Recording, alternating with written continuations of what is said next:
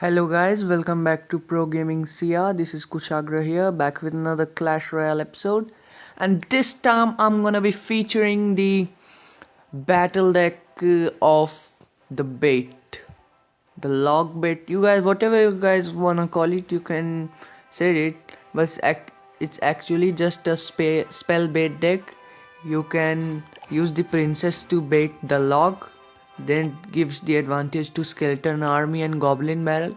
If the enemy has fireball and arrows, any of these three can bait it, and the goblin barrel with the gang can just crush any troops that come in the way. I have just battled it and tested it. As you guys can check this right here, 13 minutes ago, so it's not much. So the this is the third battle that I did with the deck. I'm gonna be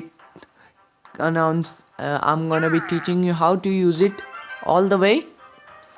So first thing is, guys, you have to, if you know that your enemy has the royal giant, then do not put the inferno before. See, I used the gang because if he had arrows, that could have taken me out, and that would have been the risk. So I knew that his soft counters are over, as most people do not carry two good two good cards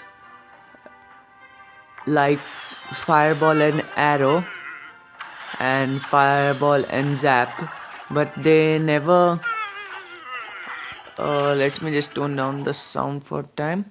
And they never use like two light damage heavy area cards like the log with the arrows. Almost nobody uses. So the weakness of this deck is, guys, it's weak against those decks which have the electro wizard, which is right here I am playing against. And another weakness to this deck is executioner and tornado. You gotta be very careful with that. And also, one more weakness to this deck is the elixir collector, as this deck features the clone spell instead of the fireball. It's very dangerous. As you guys saw right there, as he placed his knight, I knew that mm, the graveyard is gonna come, because most people play graveyard with the ice golem, the musketeer, the knight, and sometimes also with the electro wizard. And the most common placement with graveyard is giant, so you gotta be careful against that. And poison is getting very famous nowadays, but you don't have to worry much about the graveyard spell, as you guys have many many counters to the graveyard. So I've just, to bait his electro wizard, I placed my goblin gang. Now while the electro wizard has been baited, it's time for the princess to move. Here I placed my princess because I knew that the graveyard was gonna come.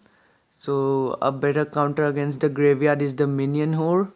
But it did take out my minion whore. So I knew that now he has no counter to the princess, as he just uses poison as well as zap, if you guys didn't notice. So he has no counter available for my he has no counter available for my princess. So I double the princess with the clone, and now there are 4 princesses. He did use poison, that was a neutral elixir trade, but now as I knew that he did not have poison, I baited everything out. And as you guys can see, he could not he was gonna struggle. And as you guys saw, he was gonna struggle, so there's nothing much to do. Electro wizard with the graveyard, a very common issue. that needs to be taken care before doing anything. This was the final moment of the game as I baited everything, and here the spear goblins did their job. So this was the first replay. uh, Actually I did messed up the commentary a bit, but I'm gonna show you guys another replay with uh, which is another great graveyard player. This is one of the most famous decks in the meta right now. Ice Golem Knight with poison in graveyard. The variations are much, but mostly infernos with skeleton army and musketeer are used. So I first placed my inferno as told before. Then as he placed his inferno, I first defended with my goblin gang. That's the first defense. Then I placed my minion horde and cloned it just to see that what counters he has to my minion horde. Now as he has countered, now I placed my princess. These two are gonna come. So I had this skeleton army in defense. So he used the poison on the left hand side and he used the zap. So there was nothing to stop the goblin barrel, and there goes the tower. The goblin barrel alone did around 6 to 700 damage to his tower. Now we have cycled back. Inferno. Placed the inferno. The inferno he has also placed his inferno, and this time in front. So I'm gonna bait his cards. As you guys see, last time he used his ice golem to tank against my minion horde. So this time I made him use again the usage of poison. That means I can now bait the skeleton army, and with the skeleton army goblin barrel combo, it's either to bait for the skeleton army, and as he as I thought that my skeleton army was still alive, I cloned the goblin barrel just in case.